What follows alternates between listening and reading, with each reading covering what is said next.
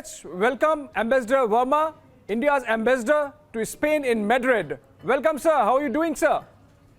Well, we are all right. We at the embassy in Madrid, the community, the diaspora are relatively doing well. Thank you for your concern and greetings from Madrid to all your viewers. Right, sir. I believe Spain has been one of the worst sufferers in Europe, perhaps the second worst sufferer in the world, actually. Are there lessons for us to learn from there in terms of lockdown, in terms of implementation of shutdown and other things? Well, Abhishek, Spain has undergone a lot of pain. Today is day 45 of the lockdown. The number of casualties is about 24,000. And it has indeed been a very, very difficult journey for Spain. But they are moving on from this point.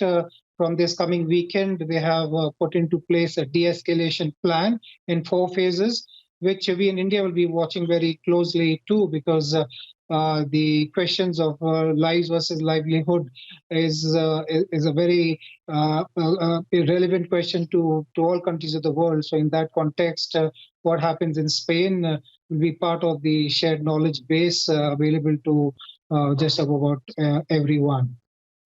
Right, sir. Right, sir. And I would also want to know what is the situation of Indians there in Spain? How many are there?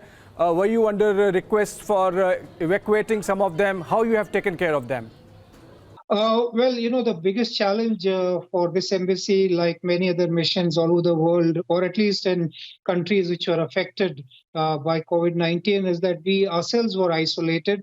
We ourselves were working under conditions of curfew-like situations, sometimes working from home, using technology, etc. So accessibility and communication was paramount. And I think what we have been able to successfully achieve is that we had 7 hotlines, 24/7 special emails, webinars, contact groups with community leaders across different parts of Spain, Barcelona, Valencia, Malaga, etc. We work closely with the gurdwaras, the temples, the student groups, the professionals.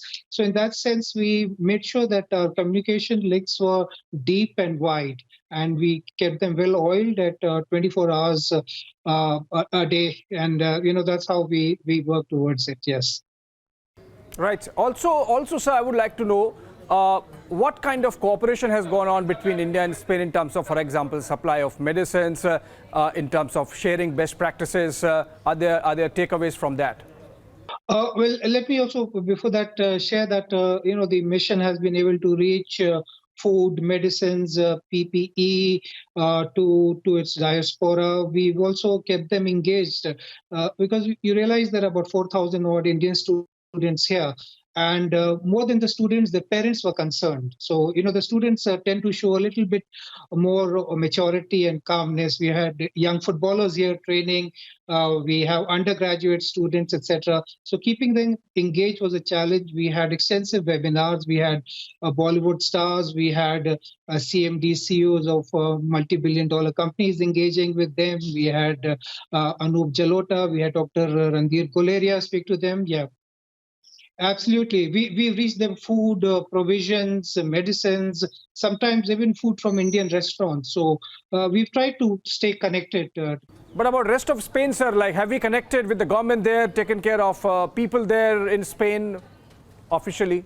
We have done it through our community, and bilaterally at the highest level, there's been communication between our 2 prime ministers.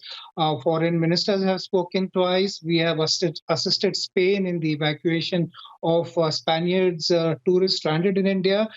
We helped them get access to airports and facilities, etc., including medicines, hydroxychloroquine and paracetamol, etc., which were requested by Spain. I think the government of India fast-tracked those requests and met the requirement.